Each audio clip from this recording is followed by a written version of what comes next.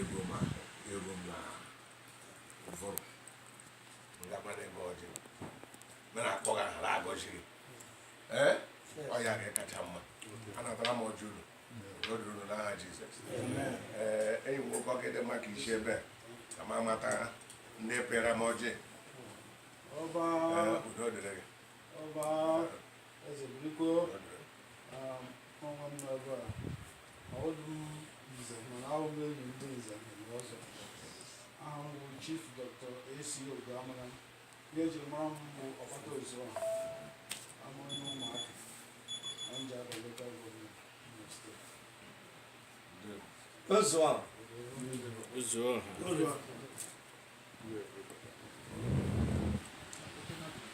eze nna m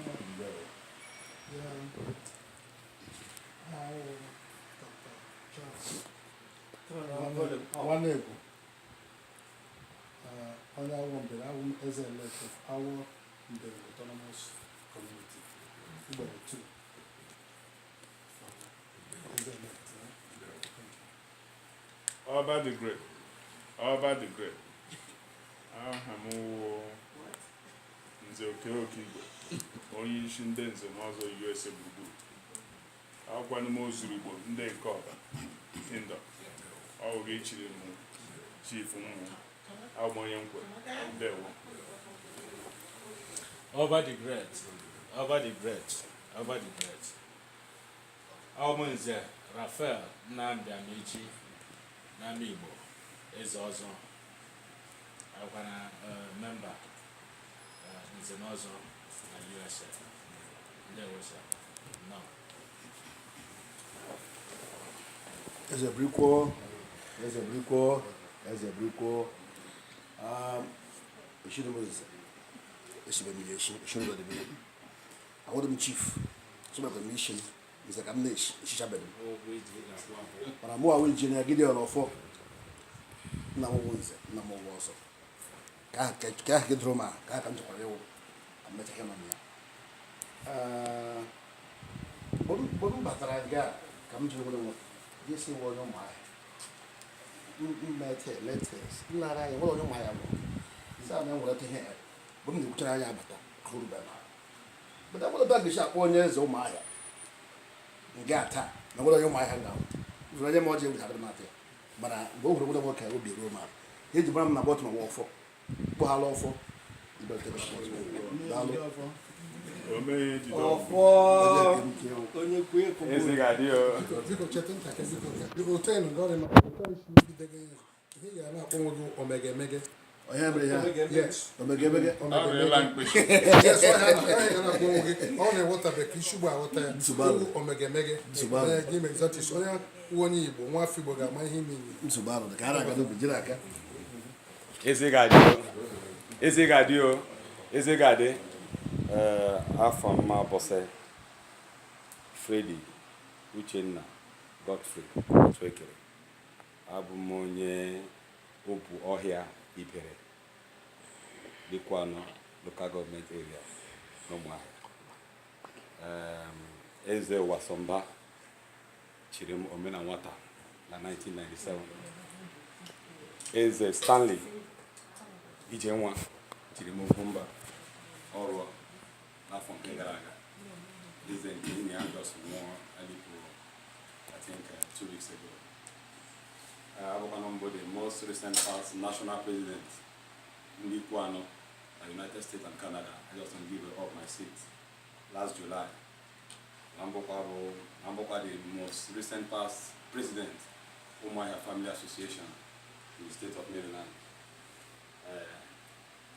Abụ m ezi enyi ezi nwanne ndị Nze Ọzọ na ndị ICOT USA. Ndewo. Omena.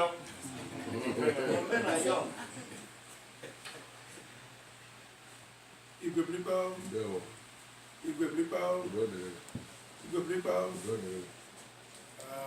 Afọ mbụ Nze Chief PC Adibe. Abụ m onye Ozo East. Afọ echi ugbo Nze Wakibia na Kumolo. Abụ m member Igbo Community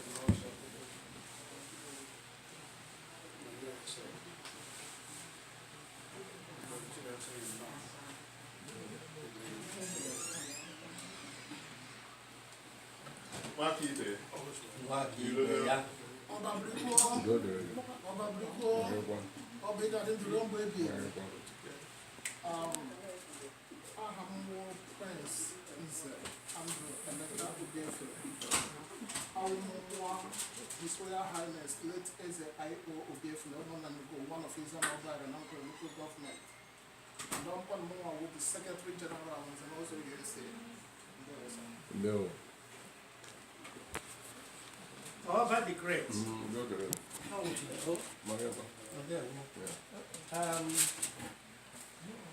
Yes, they got who. With the introduction, very good you observed it. So you got who I the mixed up. I need out and is an awesome. And because of change of plan, your schedule, I decided to have this impromptu meeting. So Ndi or here a few Igbo leaders. I because of space and all that logistics. So these few young men here, which are Ndi and also have Igbo leaders here. All he's going to have us today. And they are very good friends of Ndi and also as well. So I am also the Tamechi, Chimezie and Echi. UgoEze and Igbo. No, I am under one local government. By God's grace, I will be the legal advisor to Ndi Nze and Ozo USA. We are happy to have you in our midst. There we go.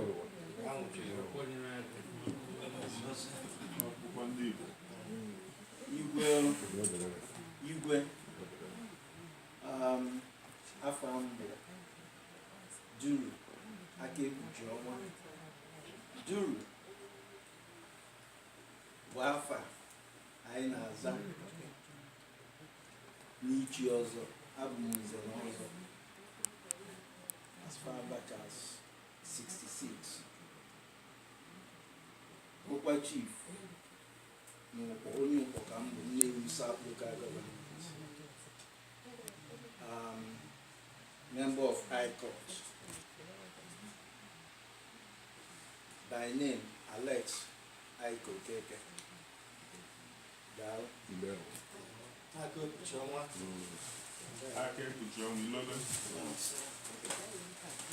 Igwe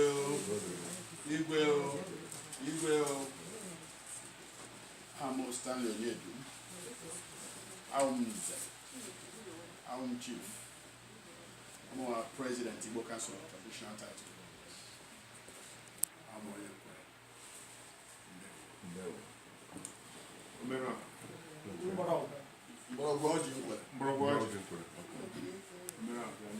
Kele unwe biko omero ma.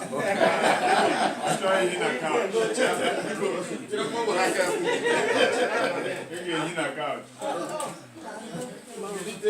Ma. Biko. Ndewo.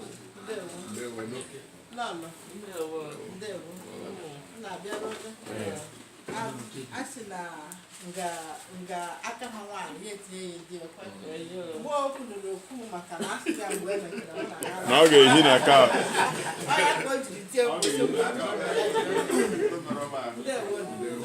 ọbụkụ na anyị ga-abịa disrupt na kama ọ na-adị mma otu ihe mere nwaanyị eme ibe ndewo ahụhụ lọlọ ugosimba onye dere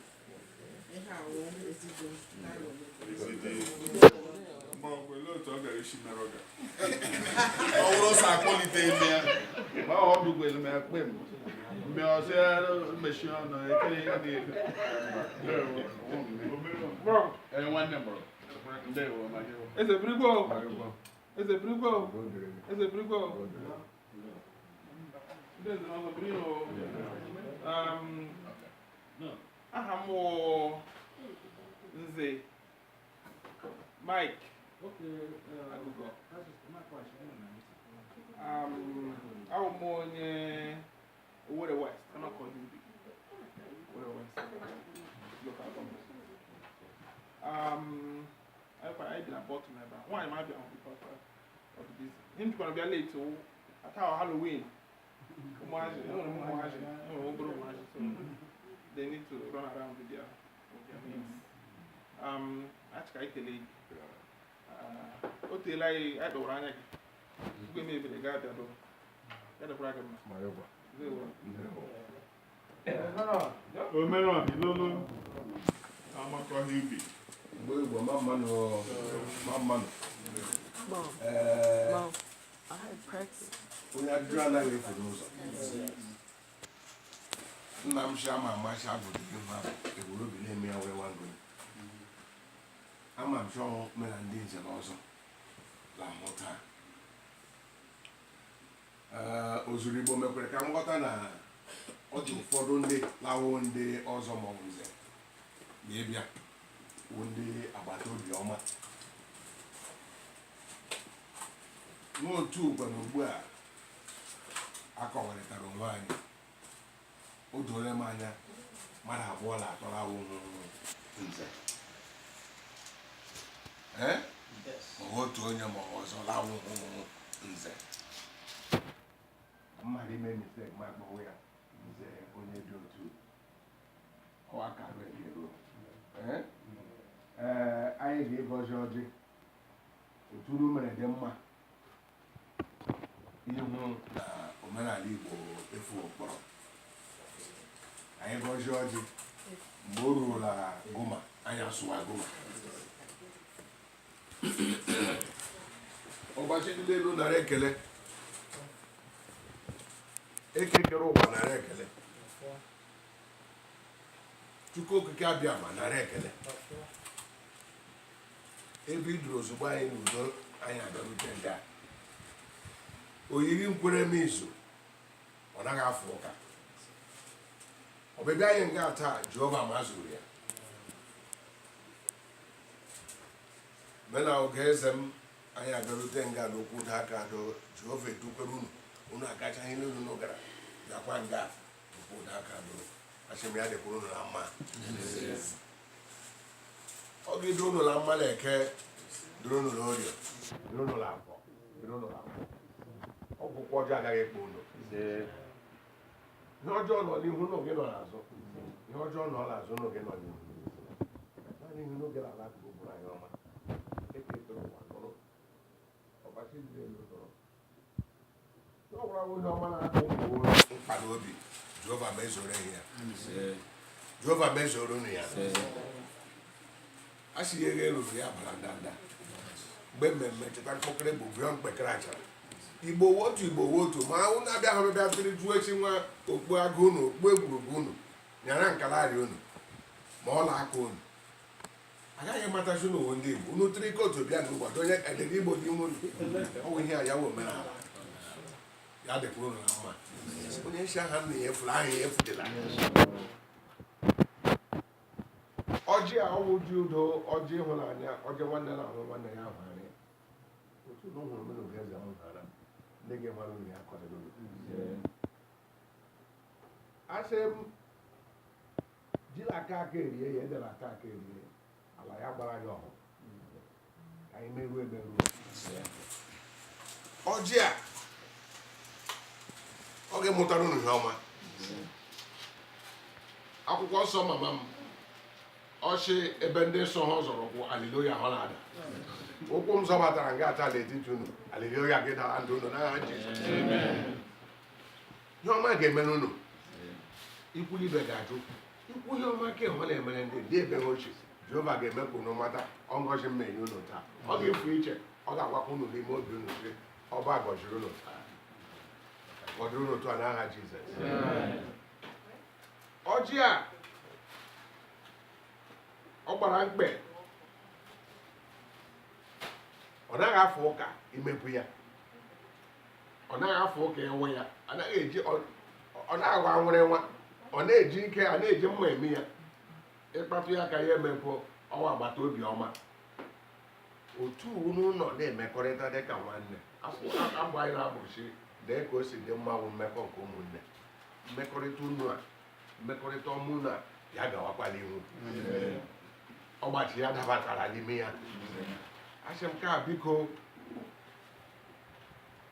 ihe unu ga-eri akọrịla unu ihe ga-eri unu ya akọkwa unu ọgbachi dịla elu merụ na agbara ala unu bịara ya na-efe agosi bekọ ka akpata akụ meju unu ala ahụ unu bịara ọ ga-ebara unu uru unu ga-emejikwa ihu anyị ga-emata onwe ka anyị nọ n'ihu ga-emata sị unu gara unu hụrụ unu menyere ọjị a ga-ezu anụ arụ anyị zụ mkpụrụ obi anyị ebe unu si weta ego zụta ọjị a hụra mere na nwunye ya akọdele ya ọ ga-dị ka ọdọ mmiri besada na-anaghị ata ata osisi akụrụla akụkụ mmiri na-amị mkpụrụ na mgbe ya akwụkwọ ya na-adị ndụ site na mgbe ruo na mgbe otu aka ọ ga-adị n'ime ndụ unu n'aka Jizọs okwekeghị eze ele mkpara ahụ mgbe enye bụ ya ka m mechaa ihe ugbu ị ga-enwe gị kpọọ ọbịa were mkpara gị ọ ga-emezuru gị n'aha Jizọs ọdụ onye gị ala adụ ya ya ga-ehi ụra Oba the Great ya ga-ehi ụra a ga-enye gị mkpara gị onye nwe anyị nara ekele ọjị azụ anụ ara anyị zụọ mkpụrụ obi nke chiri ndị abụli aha ji ọkụ udo orimori udo orimori udo orimori anyị na-ala ọgwụ akpọ n'aha Jizọs gidigidi Oba ụmụmachi gidigidi anya wụ bụ eze ọwụ n'ụwa gidi ọba tupu na-eto ọba gidigidi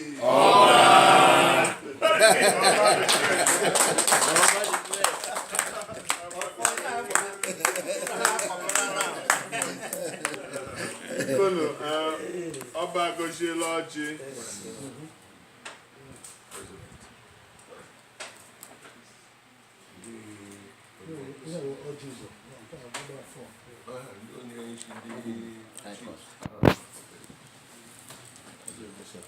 amadị m onye ewu mgbe mmemme akọrọ ore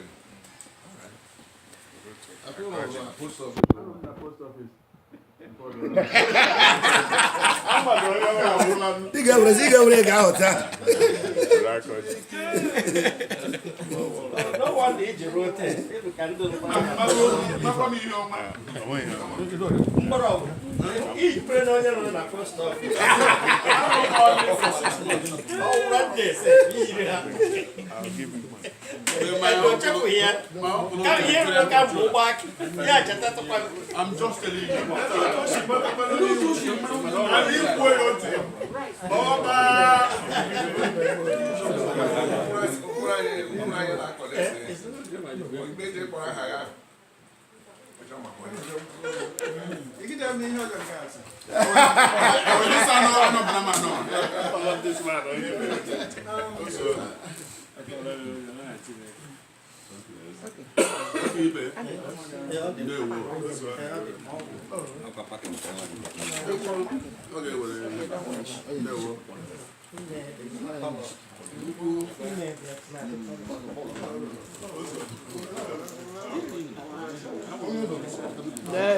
Dad.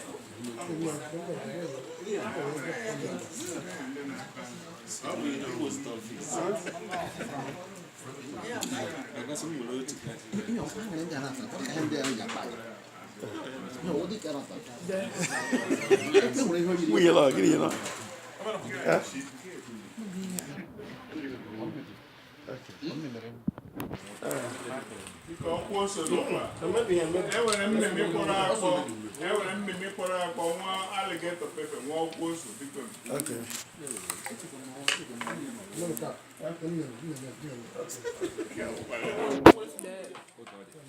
Dad.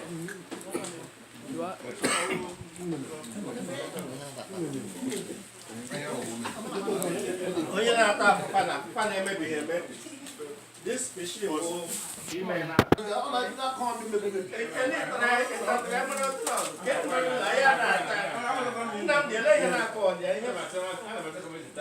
Something nkata ahụ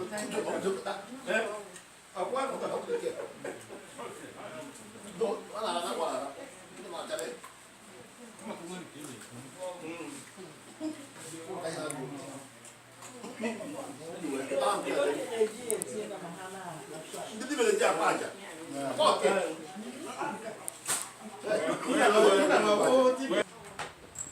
Over years, maybe Hannah buy a job or Kokoma. Over years, how their neighboring community like web. How like head, how got way web, by so doing, him and transfer the culture of that neighboring community to go themselves or dynamics.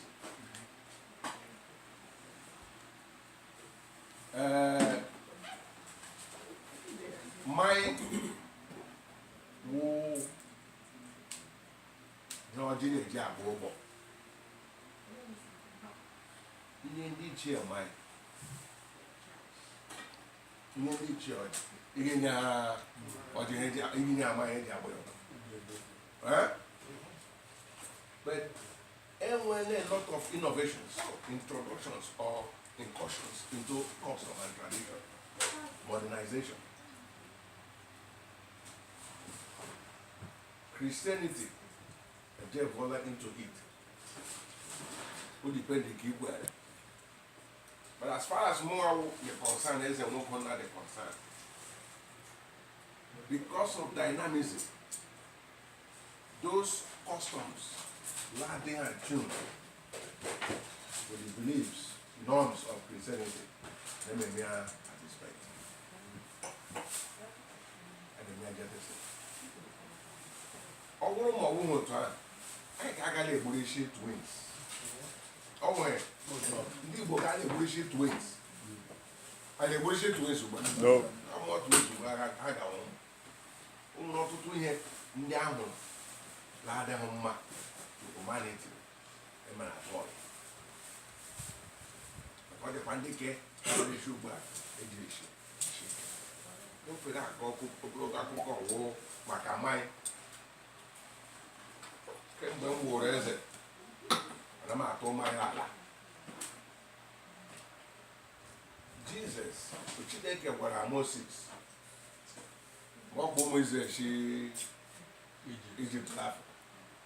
Hannah Okoya, Rosara. Or they gave me the Adua Moses say, or what they long I can woman in what they Egypt, no, they're probably a back, I put him up for boy. Moses and Dutch niggas, they had that's no for them Kumen. I'm many half of that. Woman is an because of you, were him and for Moses, Yaga would have Maria or many about Papa. She did get working when a man. But that was the reason Moses is obeying Allah promised land. Because somebody disobeyed God. God said, Woku, the ministry and come for that. A matter of his come will produce only many for that. But Yaga would then Maria many for that. That act of disobedience. God stopped him from entering the promised land. Akwụkwọ nsọ, akwụkwọ Jeremiah, ọ dị n'okwu, ọ sị ala gee ntị, ala ha ọ gịnị, ma ọ gee ntị, ala la anụghị, ma ị gbaghị ya ụkwụ, ịwụghịrị ya mmanya, ịtaghị ya ọkpọ, igwu ya okwu ala ya gee ntị, o dipendụ otu etu mmụọ gị dị, ịghọta ya mekwu. Any man never won a large attack. God knows what you can. And I queer boy at it. I say, Ndiana, young my boy, what in the one I'm going to go? Or in the Langona. So, what is the other to my? You put your hand in the reaction, delay the Holland more get to my Holland, the Holland, more get plenty. Ya will I have more like a more. If my own, the dog I will have. That's in the Holland, among what I can. So, what can put it? Much in the language, don't know. Wow. ndị na-aṅụ n'ala ụnụ ọṅụọ eze ya chukwu nwoke na ana m aṅụ n'ọnụ ka ọ dịrị anyị mma n'aha Jizọs. Amen. Oba the great.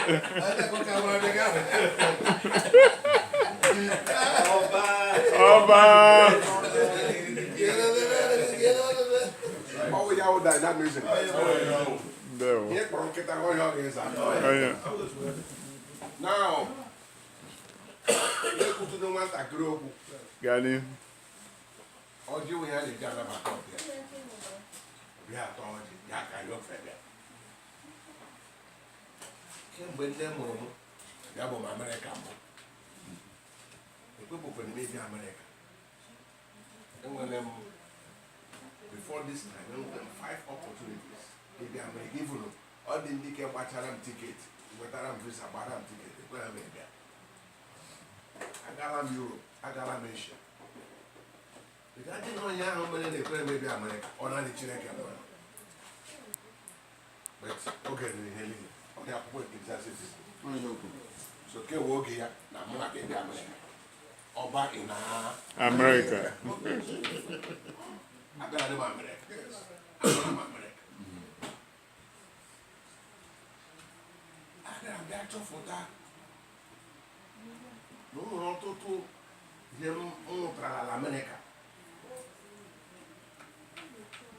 America is assumed to be the greatest country in the world. Only him the greatest country. The basic thing America the world more the world hinged on hinged on just one thing. Discipline. Discipline. Agalam Akaju. Florida.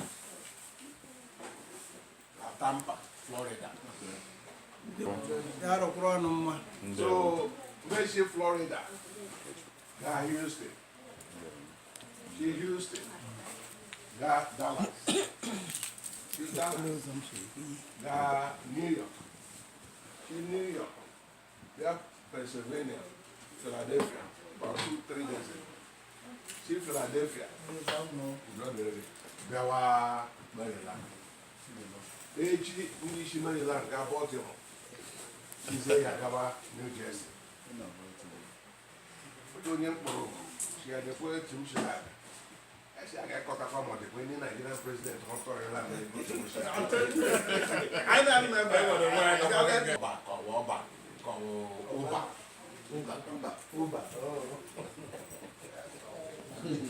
Rabia from la guest house on Gamno, la Tampa, UgoEze. Because flight in English Tampa, Bella, Houston, the Bush Airport, Weber 7:50. So I should give for us say so. There'll be about 4 after 4 Bavran. Now, but I don't know what was on 9 million, 9 Nana in the apple. We moved each year. She had bought her boy. Or quite her wash. You should know from again the Gawano. You say what? This is move now, move, there's no motor. I said that move on the right. Make sure you read up, what's like about can read down the day check. Not the hair show you the red. Imagine I show you the green. Not our. Kill a blue chamber in the wall. Stop. I would at a desktop. Line your white. Line your white. I was zebra crossing. The one zebra crossing. Catch our right of way. He gave us a line level before that.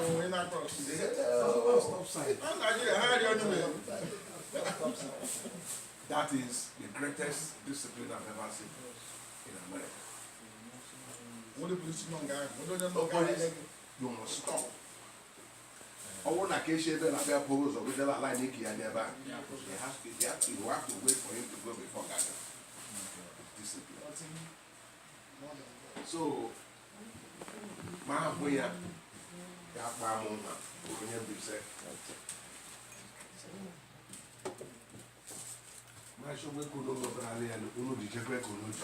Amen.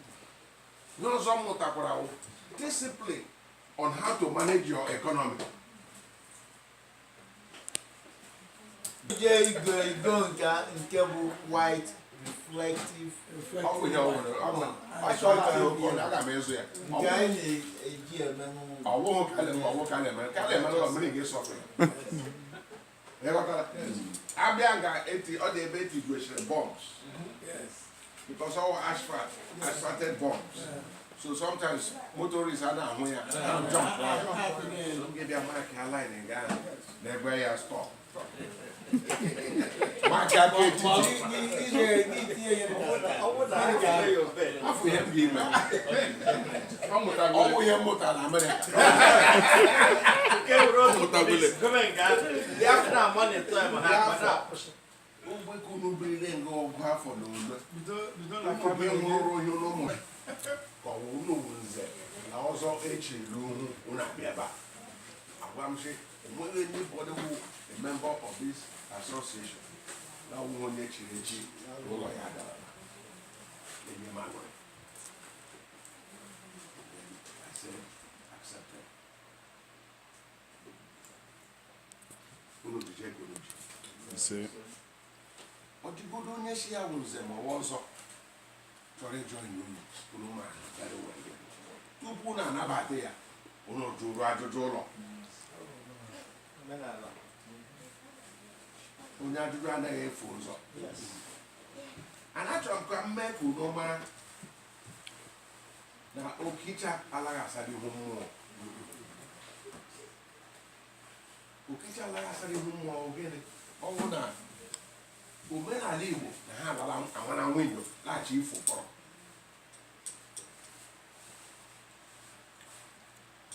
most of ndị Nze na ndị ọzọ enwere down home ha wụchakwaghị ndị Nze ahụ na ndị ọzọ ahụ anyị hụrụ mgbe mbụla mbụ ahụ because onye Nze anaghị ekwu from the two sides of his mouth. Ọtụtụ ndị Nze ebe unu ekwuwele ekwuzie from the two sides of his mouth. Mana ọnwụ nụwa nwere ike ime correct such anomalies. Ndị Nze adịghị iwe eziokwu and achọrọ m ka m mee ka unu mara yes anyị wụ ndị eze but backbone ndị eze kwesịrị